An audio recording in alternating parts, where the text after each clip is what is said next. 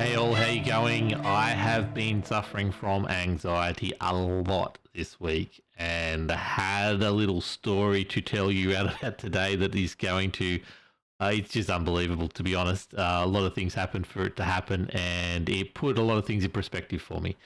So it's time for a story and then we'll get on to what it did for me and what it could do for you, I guess. But I've had some pretty bad anxiety this last week. We're dealing with a lot of financial issues at the moment. Pretty much week to week, there seems to be another issue pop up with work and a lot of things happening. So my mind has not stopped going. But even staffing issues at the moment, there's a whole heap of things that are on my mind, and I'm stressing for no reason over. But everything seems to work out okay. We always seem to find a way, but it really put into perspective things today. So I've got a bit of backstory. Today, we're really short-staffed. However, I knew it was happening. We recruited a lot of people into the situation, and it meant that I could come home and do paperwork and content and things like that because I didn't have to go out there and deliver, which is a big change from 12 months ago, 18 months ago, where I would have thrown myself at the problem and just burnt myself out trying to get it all situated and sorted out. But then I did one part of my job, which was to transfer some parcels to a place. And then that was it, me coming home to do bills and stuff like that, which just keep on, they never end. But I'm driving along in my ute and I decide I'm hungry, which is one of those things at that time of day. It's that peckish time. I'm on coffee and soup up to that point, and I'm like, no, I'll be good. I won't stop here.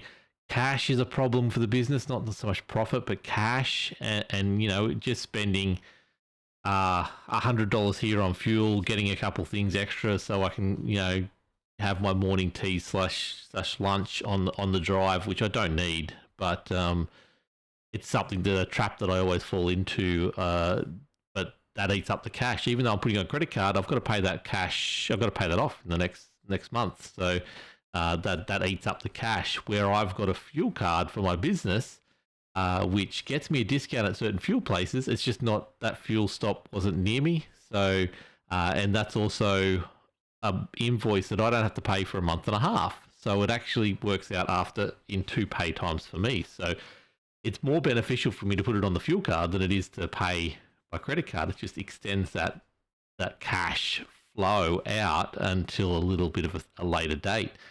And I'm deciding, okay, I can support the local fuel station here, but that means I've got to pay credit card. I don't want to do that.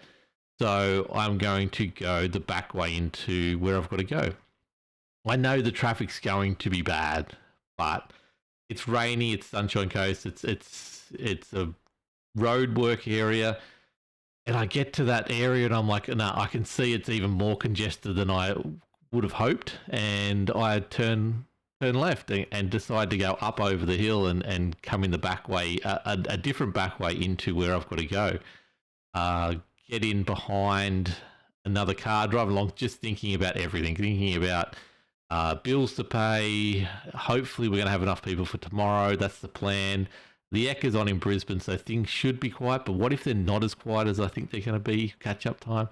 Anyway, so all these things going through my mind. Car in front of me is going awfully slow, and it's frustrating me. I'm starting to, you know, verbally say out loud, come on, what's going on here? And we're crawling up this hill about 30 Ks, 40 Ks an hour in a 60 zone, and there's a lineup of cars behind me. And then it just about stops, and I look ahead and front right-hand tyre is at a right angle to the car. He's not turning, but it's at a right angle to the car. And I'm like, oh no, here we go. Hazard straight on. So all the cars behind, you know something's going on. This guy stops, obviously, because he can't go anywhere. His tyre is I'm trying to work out what is going on, but his tyre is wanting to face the wrong way for when he wants to go forward. So he physically can't move anymore. He doesn't know what's going on from inside the car. So he opts out, starts looking at the rear end of his car because something's stopping him. He's trying to find out if something is, you know, gone over something or something weird's going on. Obviously, there were some signs when he was driving up the hill because he was going so slow. It was rattly or something along those lines. It was having a problem. But I wound out the window. I said, called him over. I'm only, car lengths behind. It's raining. I just say, hey, mate, your front wheel's at a right angle. It's a problem. You're not going to be able to go forward.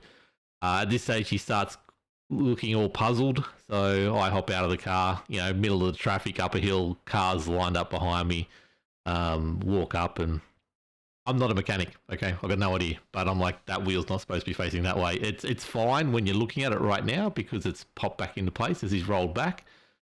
And I'm like, you're not going to be able to go forward. You really need to get this car off the road for safety, and then we need to work on it and work it out from there. But, we need to get this car. The only way I can see you getting it off the car is if you roll it backwards. It seems to be obviously when you're going forwards, there's a problem. And when you're going back, there's not a problem. So when I get down, have a closer look at the front car, the steering arms actually come completely loose from the wheel. So that's the wheels on the wet's just pushing itself in as he tries to go forward with any kind of turn on it. So we roll it back. So I've got a direct traffic past up the hill. So this is all me going a different way, a once-off different way to where I was going to go. I was going to stop for fuel on the way there. I was going to stop for something to eat. All this stuff should have meant I was not in that location at that point in time. There is no reason that I should have been in that point in the world at that point in time, except for random things happening, okay? And to be the very car behind this person was just a 1 in a million shot. So, look, I moved my ute out of the way, go down the inside of him. There's enough room there. Wave all the other cars past, explain to the car behind me what's going on, and so they feel safe going past and know that everything's okay. We get the guy on the side of the road. It looks like the actual steering arm, it had an attachment. I'm not a mechanic, so I don't know, but it was a screw-in part. It was a really old car, and it felt like the screw had just come loose over time from rattling, I assume. I don't know. I assumed it was sheared off or something like that, but it definitely... the part that went in didn't have a bit stuck in it, so it just felt like it had come out. So I'm like trying to explain this to this guy who's not mechanically minded either. Side of in the middle of the road, reaching under the car, we're shifting the tire around so he can physically see what's going on. It was just, random. I left him there. He's like, he's not from the area, so he's sitting there going, RACQ is going to come help, roadside assist kind of thing. And I'm like, yeah, definitely get there. And he goes, where am I? I'm like, oh, I can't explain because I don't normally come this way either. I don't know what road this is. It's a 1 in a million shot of me coming down this road at all. Last time I went past that road, I have no idea when.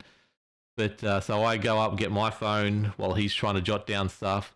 We get Google Maps out. I tell him exactly where he is, give him where there's no street numbers or anything like that. So you're between this street and this street on this road. That should get you there going up the hill, left-hand side. You should be right. And he's like, oh, okay, cool, no problems. Thank you so much. And then I leave him to it. I make sure he's okay and all that kind of stuff. He said, yeah, no, all good. So I left him to it, went on my way, muddy hands and, a little bit late for where I was going, but put a lot of things into perspective for me, which is my day could have been worse. And this guy is going to have a really bad day from here on out. There was no doubt about it. His day was definitely not as positive as he thought it was going to be when he woke up. Maybe he's going through some stuff, who knows, but it definitely got worse at that point in time, and mine didn't. So at that point, I was put out, all this kind of stuff, but the fact of the matter is it could have been worse. And this is where I'm trying to really hone in on my kids at the moment. The kids are, I'm obviously spending a lot more time with them at the moment because I'm doing the afternoon pickups and all that kind of stuff. So they get home, they've been battling at school all day, well, not battling, but they've been focused on school all day. So they get home and it's their chance to unwind. But we've got to do some things before they unwind, and they're frustrated by that. You can see they're frustrated by that, but they don't understand the world. They don't understand that there's far more bigger problems out there than them. Their biggest problem is they want to sit down and play a computer game or something like that, or listen to music or anything but make lunches and clean up after themselves and clean up after the dogs and things like that. That's the worst thing. So they get at each other really bad. But my current statement to them, I said it on a podcast that I was on with Ira Hill's bloke just recently. It comes from a scene from Ted Lasso where he's playing darts, and it's be curious, not judgmental. And I'm trying to teach them, someone does something to them. So I'm like, and they react. They just react as some people do. Like, just the worst case scenario. They get mad about it, even at each other, mostly at each other, to be honest. And the catchphrase I'm coming back with a lot over the last week is, don't be judgmental. Understand what's going on behind the scenes. And I'm hoping, beyond all hope, that this guy was obviously, it was a work vehicle. It seemed like he was working for himself or working for someone, but he was on the way to help someone. It was like a radiator business or something, a car radiator business or something along those lines. But he seemed like he was on the way to help someone out. Obviously, that person is now going to be put out. I'm just hoping that they're the understanding type and not the judgmental type, because that's going to affect his day going forward. If he's now getting pain from someone else who's just judging the situation on face value and just absolutely, why are you late? Why couldn't you do this? I need you to do this. I need you to do that. This guy's just had a really major issue out of his control. Maybe the car, it's old and it wasn't serviced properly, who knows. But at the end of the day, it's a mechanical failure to a vehicle that he was driving on the way to go to do something for someone. So I just hope that, well, what I got out of it obviously was I know there's always a backstory behind what's going on with someone.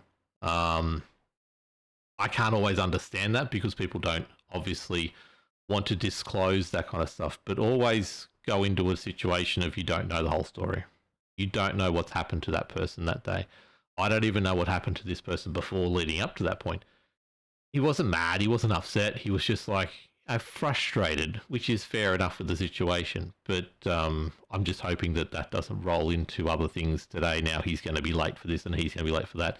And people are going to cut him some slack because they're not being judgmental of the situation without getting the full facts. So I just wanted to give that story to you as my first one back for about a week and a half as a podcast, because mostly it's a story that just it blows my mind when things like this happen to me. The really weird, obscure things of, okay, cool, I can have a tire go on a car at work. We can have 2 tires on one day go at a van in work. We can have 2 batteries go on a van, on 2 separate vans on the same day at work. That kind of stuff really blows my mind, but it's understandable because we deal with cars all the time and we overuse vehicles. But for me to be on this road behind this person at this very point in time just was an absolute miracle.